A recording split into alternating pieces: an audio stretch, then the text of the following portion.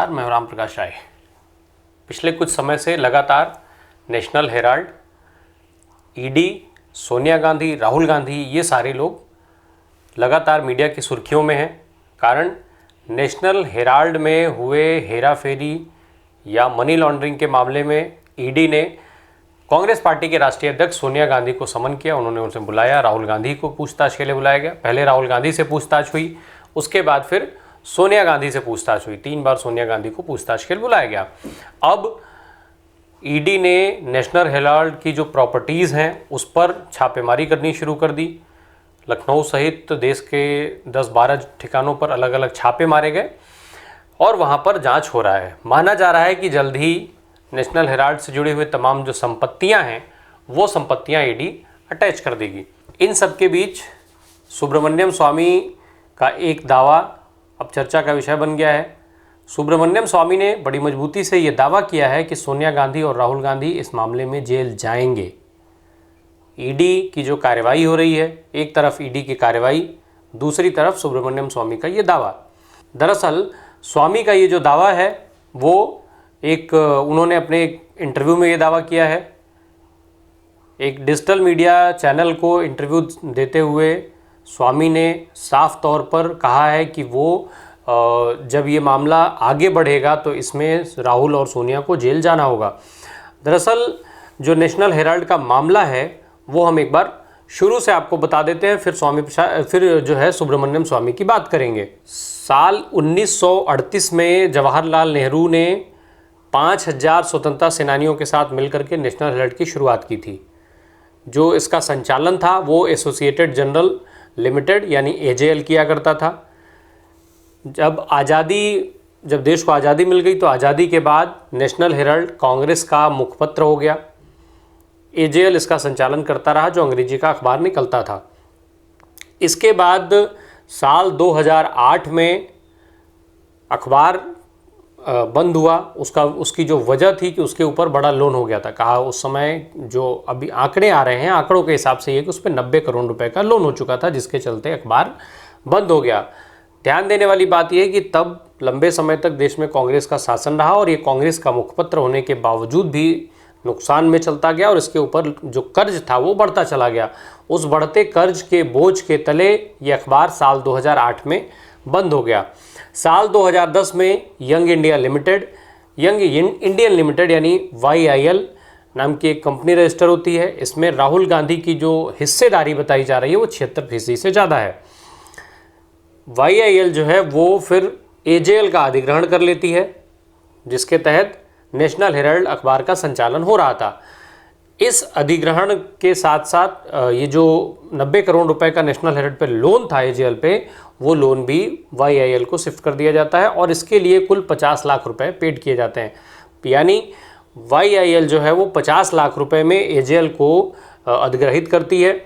साथ ही साथ अब जो आरोप लग रहे हैं वो कहा जा रहा है कि केवल 50 लाख रुपए दे करके और जो नेशनल हेराल्ड की संपत्तियां हैं, यानी जो AJL की संपत्तियां हैं जिनकी वैल्यू करीब करीब 2000 करोड़ की बताई जा रही है, कि 50 लाख रुपए दे करके 2000 करोड़ की संपत्तियां हथिया ली गई। और यहीं से सारा मामला मनी लॉन्ड्रिंग का शुरू होता है और यहीं से सारे घपले घोटाले की बात जो चल रही है वो शुरू होता है।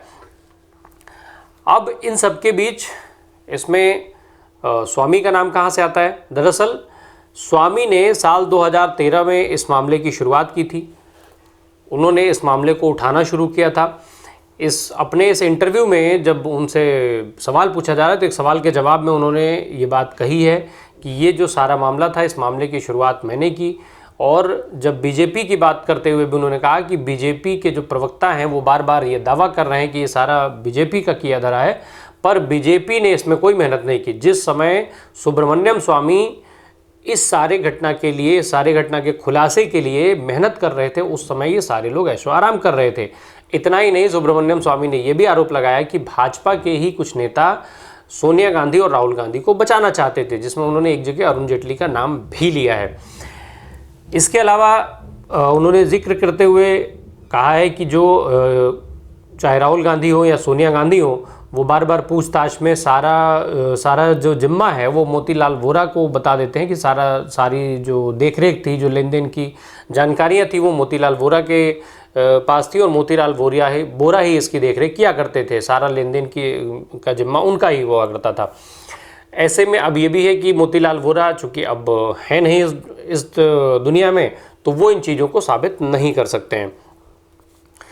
इसके अलावा सुब्रमण्यम स्वामी ने अपने इस इंटरव्यू में एक बड़ा दावा किया है।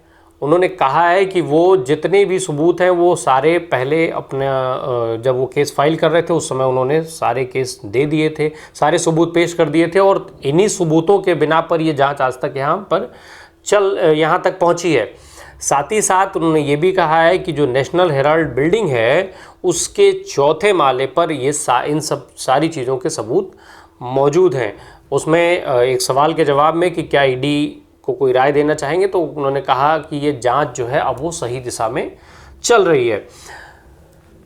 इसके अलावा सुब्रमण्यम स्वामी ने जो आरोप लगाया है वो उन्होंने ये भी कहा है कि हालांकि इसे तो जो उनकी भाषा है उस भाषा के हिसाब से इसे केवल एक संभावना मात्र समझा जा सकता है।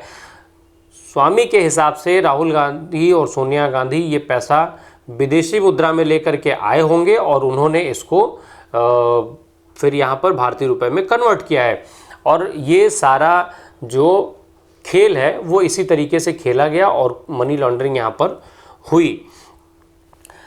स्वामी भले ही भारतीय जनता पार्टी के कार्यकर्ता हैं, पर स्वामी को भारतीय जनता पार्टी से इतर भी उसकी लाइन से लीक से हट कर बोलने के लिए जाना जाता है।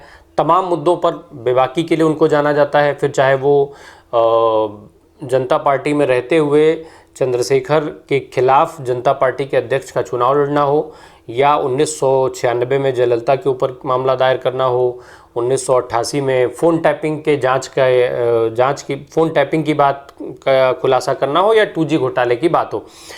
आपको बताते चलें कि सुब्रमण्यम स्वामी 6 बार अभी तक लोकसभा और राज्यसभा के सदस्य रह चुके हैं। चंद्रशेखर के समय में वो मंत्री भी रहे, जनता पार्टी के वो अध्यक्ष रहे हैं। 2013 में वो छोड़ करके फिर भारतीय जनता पार्टी में आए थे। उसके बाद 2016 में वो राज्यसभा पहुंचे थे। उनका राज्यसभा कार्यकाल फिलहाल खत्म हो गया, जिसे दोबारा भारतीय जनता पार्टी ने नहीं भेजा। इसके अलावा 1996 में जो जयललिता थी, तमिलनाडु की पूर्व मुख्यमंत्री, उनके ऊपर इन्होंने मामला दर्ज कराया जयललिता के खिलाफ। इन्हीं के द्वारा दर्ज कराए हुए मामले में उन्हें 4 साल की सज़ा सुनाई गई थी।